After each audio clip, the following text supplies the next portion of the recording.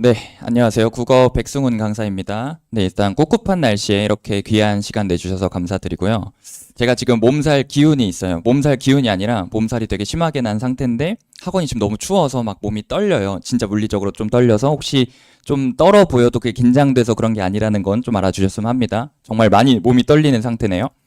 우선 먼저 설명의 주제가 문과 설명회니까 말씀을 드릴게 예전처럼 이과 문과 구분이 그렇게 엄격하진 않지만 확실히 문과형 선택 과목, 탐구 과목이 이과형 탐구 과목에 비해 부담이 적은 건 사실입니다. 상대적으로.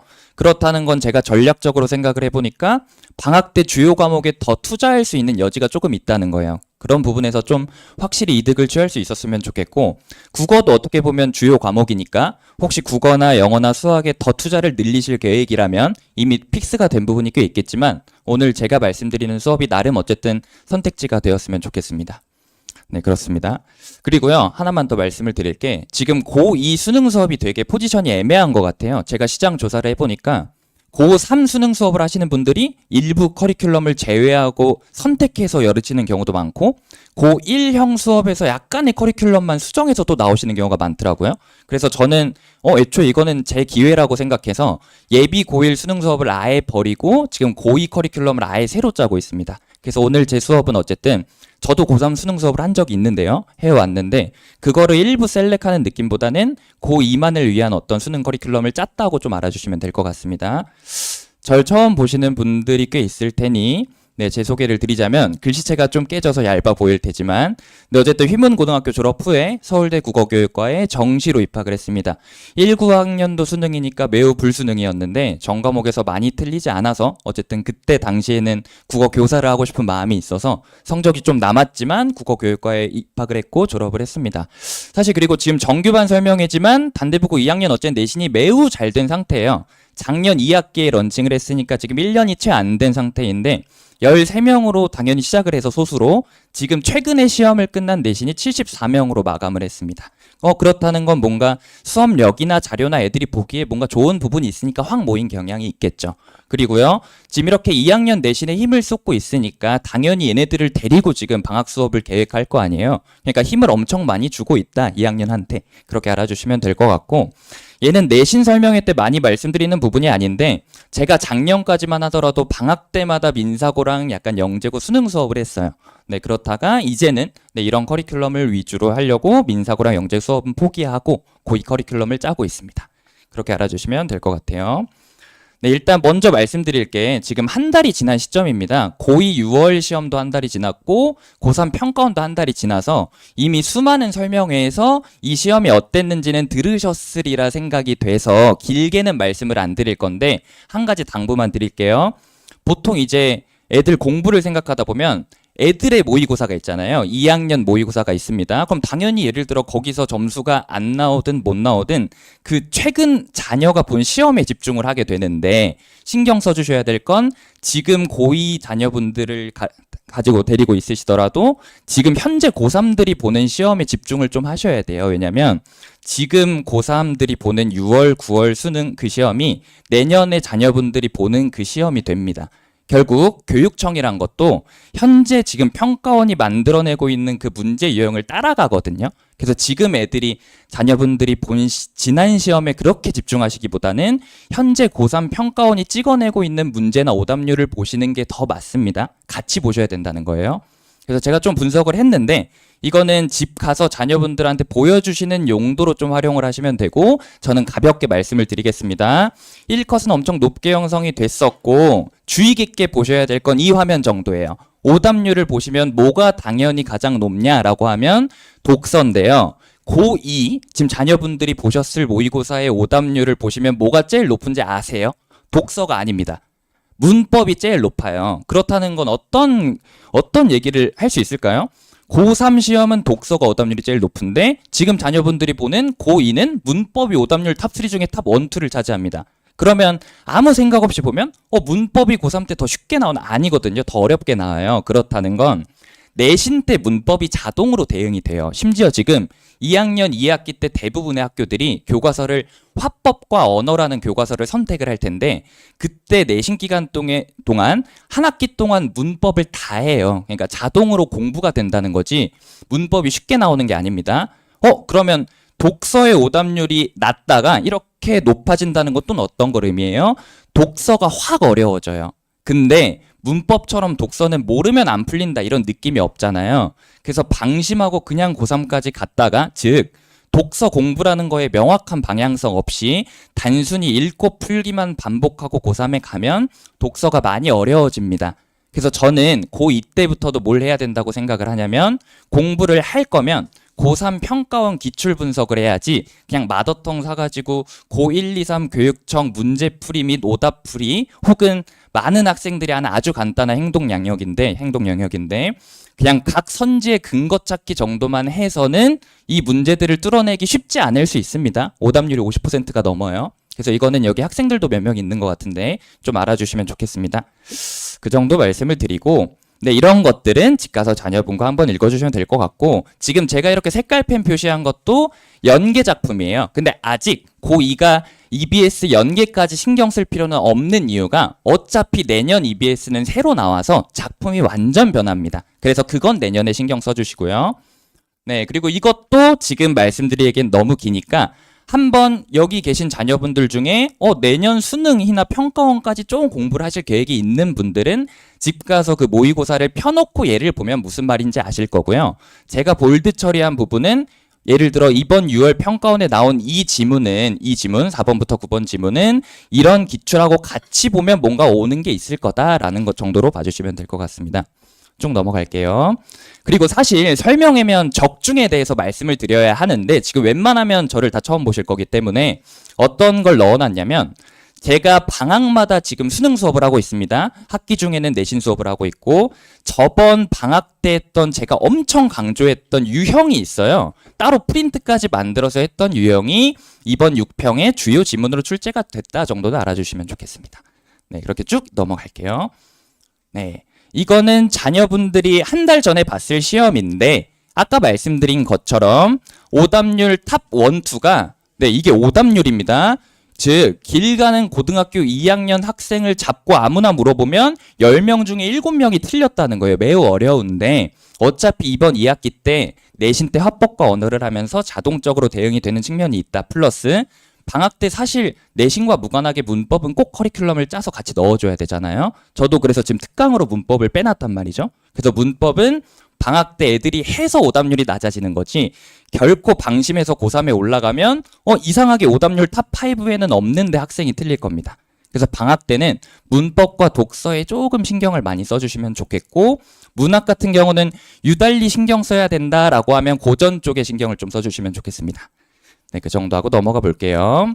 그리고 꼭 시험 이후에는 어떤 시험이든 시행착오를 수정해 주기를 꼭 부탁드립니다. 꼭 시험 끝나면 특히 저는 남고 내신을 많이 하니까 시험지 버려버리고 이런 애들이 있는데 제발 모든 시험은 끝나고 시행착오를 발견해서 수정해 주세요. 사실 공부라는 게 이거는 너무 제가 학부모님들을 두고 할 말이 아닐지도 모르는데 뭔가 발전이라는 건 제가 볼 때 시행착오를 수정하는 것 같은데 애들이 틀린 거나 좀 못 본 시험을 다시 들여다보는 걸 너무 두려워하더라고요. 그래서 꼭 시행착오를 발견하고 수정할 수 있게 도와주세요. 네, 지금부터 말씀드릴 건 그래서 제 커리큘럼입니다. 사실 홈페이지 가면 훨씬 자세히 볼 수 있긴 한데요. 저는 일단 문법은 해야 된다고 봅니다. 근데 이것도 한번 학교가 다 다를 테니까 집 가서 자녀분들한테 물어봐 주세요. 2학년 2학기 내신 교과서를 뭘 쓰니 물어봤을 때 화법과 언어라는 대답이 나오면 전범위 문법을 다 한다는 거예요. 한 학기 동안 현대 중세. 그래서 꼭 문법을 해주셔야 돼서 저도 특강 2주가 남아요. 사실 이게 똑같은 시간에 이어지는 거라 6주가 있다고 할 때 2주를 문법 특강으로 빼어놨고요. 중세 문법은 빼놓고 현대 문법의 기본기라고 할 수 있는 것들이 있어요. 아마 또 이것도 주견이 있으면 아실 텐데 의문 쪽만 빼놓고 전체를 이렇게 현대 문법을 다룰 거다고 정규반 4개는 독서하고 문학을 섞어놨는데 이거는 구체적으로 보시면 얘는 문법 얘기니까 넘어갈게요. 이렇게 돼 있습니다. 이것도 한번 집 가서 차분히 읽어주시면 아실 거예요. 원래 저는 설명회를 할 때 독서 같은 경우는 구조 독해를 전면으로 내세우는 사람인데 그렇게 하면 이제 학부모님들이 오해하시는 게 4주 만에 어떤 그런 문해력이나 독서력이 느나요라고 의문을 자주 제기하시길래 제가 전면으로는 주제를 내세웠지만 말씀드릴 게 이것도 독서라는 거는 너무 소재에 그렇게 매몰되면 안 됩니다. 사실은 수능에 가장 많이 쓰이는 독서 유형이 뭔지 아실까요? 라고 하면 학생들은 아시려나? 하면 대상끼리 비교하는 거예요. A, B, C를 비교하는 건데 그럼 비교하는 글은 인문에도 나오고 철학에도 나오고 과학에도 나오고 이러거든요. 그걸 공부해야 되는데 애들이 가장 많이 저한테 잘못 질문하는 것 중에 하나가 저는 과학이 어려워요 이러면 안 좋은 질문이에요. 사실은 대상끼리 비교하는 거면 모든 걸 저는 A로 바꿔놓거든요. 치환한다고 하죠. 그냥 뭐 만약에 그게 미토콘드리아든 혹은 뭐 어떤 철학자 이름이든 어려워도 A로 바꿔놓고 생각하면 단순히 A, B, C를 비교하는 것밖에 안 되거든요. 그래서 혹시 독서 공부를 할 때는 소재에 매몰되지 않기를 꼭 말씀을 드리고 제 수업을 넘어서 아무 독서에 대한 대응 없이 고3으로 올라가는 건 아니에요. 근데 제가 말씀드리는 게 당장 지금 집 가서 독서 공부를 3시간 하라가 아니라 독서 공부를 어떻게 해야 되는지도 모르고 고3에 올라가면 정말 위험하다고 생각합니다. 그러니까 정말 문제 풀고 채점만 하면 안 된다는 거 정도는 알아주시면 좋겠어요. 네.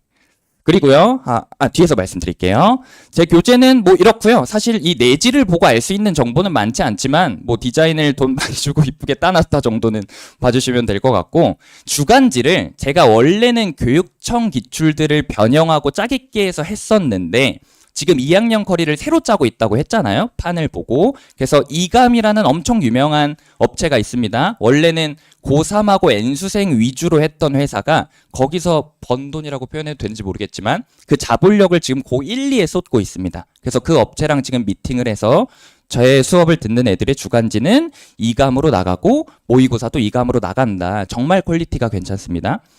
네, 특히 근데 만약에 주간지나 모의고사를 이렇게 이감을 도입하면 제 역할은 뭔가요? 라고 하면 모든 제 수업과 제 어떤 해설은 제 주견으로 이루어져 있습니다. 예를 들어 독서 같은 것도 저는 어떤 식으로 하는 편이냐면 항상 이런 개요를 보게 해요. 사실 글이라는 게 여러 교수님이나 여러 이제 명망 있는 이름 있는 사람들끼리 10명이서 회의를 해서 쓰는 글이에요. 그럼 당연히 글을 딱 집필하기 직전에 개요라는 게 필요하겠죠. 근데 만약에 제가 그렇게 글을 읽고 이렇게 개요를 제공하면 생각보다 개요는 쉬워요. 근데 그게 풀리는 방식이 어려운 거라 저는 애들한테 이렇게 개요를 역추적하는 훈련을 좀 시킵니다. 근데 이거를 이제 어려운 용어로 구조 독해라고 하는데 선생님들마다 구조 독해를 하시는 분이 있고 감독해를 하시는 분이 있어요. 저는 구조 독해에 훨씬 가까운 편으로 문장 하나하나마다 좀 파편화하는 훈련을 합니다. 그렇게 알아주시면 될 것 같고 간단히만 설명드리자면 예를 들어 이 파란 문장이 너네가 지금 읽을 문장이라면 우리가 지금 읽은 내용에서 어느 자리에 들어가야 될 것 같니 정도로 훈련을 하면 이걸 체화만 하면 되게 쉽습니다. 네, 또 앞으로 공부 방향이 이렇다는 걸 명확히 알고 수업이 종강이 될 거예요. 그냥 아무 생각 없이 읽고 그냥 끝 안 됩니다. 그거는. 네, 그렇게 알아주시면 될 것 같아요. 그래서 자신만의 독해 전략이 있어야 된다 정도는 종강이 되면 꼭 알고 네, 수업이 끝날 거라고 전 예상을 합니다. 네, 해설지는 혹시 어려울 수 있으니까 이렇게 자세히 써주겠다. 그렇게 알아주시면 될 것 같아요. 네, 그래서 관리 및 상담이면 거의 끝났네요. 되게 많은 분들이 애용하시는 사이트인데요. 저도 애용을 해서 만약에 백승훈 국어라고 구글에 치시면 아마 최상단 혹은 두 번째, 세 번째쯤에 제 사이트가 나올 거예요. 그러면 거기에 만약에 제 수강생이 되면 로그인을 하실 수 있고 그렇게 로그인을 하시면 뭐 이런 성적이나 상담 등을 다 한눈에 볼 수 있다는데 저는 아직도 성격이 이렇게 개별 상담을 좋아하긴 합니다. 그래서 항상 단체 문자로 어떻게 보내냐면 만약에 조금 사소한 이슈라도 상담이 필요하면 뭐 한 글자라도 남겨주시라 그럼 당일에 무조건 전화를 드리겠다 해서 이렇게 장문으로 남기든 전화를 당일에 드리든 합니다. 그래서 이런 약간의 양적인 자료와 질적인 상담이 동시에 이루어지고 있다라고 하시면 될 것 같고요. 저도 나름 어쨌든 지금 중대형 수업이 돼서 제가 이렇게 못할 줄 알았는데 지금 어쨌든 수업들을 다 합치면 수강생이 130명 정도가 되지만 이 정도 상담은 다 되더라고요. 한 300명 정도가 되면 불가능할 것 같은 느낌? 네, 그 정도입니다. 아마 여기서 제가 설명을 했다고 해서 뭐 갑자기 300명이 되진 않을 테니까 가능할 겁니다. 네, 가능할 거고요. 네, 시간은 다음과 같습니다. 아까 말씀드린 것처럼 6회를 저한테는 쪼갤 수 있는 기회가 온 느낌이라 앞에는 내신하고 수능을 동시에 대비할 수 있는 문법 이해를 뽑아놨고요. 현대 문법만 합니다. 중세 문법을 그렇게 미리 해야 되겠다는 생각은 안 들더라고요. 나머지 4회가 금방 말씀드린 독서랑 문학 위주고 제가 하나 설명을 좀 누락한 것 같은데 특히 문학 4주가 아니죠. 이 정규 4주간은 고전 통암기를 시킬 겁니다. 이것도 제가 번뜩 생각이 든 건데 고전은 이렇게 한 주만 따로 빼놓고 하기보다는 1주차부터 단어랑 많은 작품을 외우게 해서 시작할 때 테스트를 보는 게 훨씬 나을 것 같아요. 그래서 지금 조교랑 제작 중에 있는데 아마 4주를 저랑 같이 보내고 나면 고전시가 한 80개 이상 그리고 어휘는 200개 이상 암기가 된 상태일 거예요. 네, 그 정도는 좀 알아주시면 좋을 것 같습니다. 네, 이거 사진이 좀 부끄럽긴 하지만 네, 이렇게 증명을 해내겠다는 포부 정도를 넣어놨습니다. 네, 혹시 궁금하시게 되면 나중에 자료에 번호 있으니까 거기에 문의해 주시면 될 것 같습니다. 네, 감사합니다.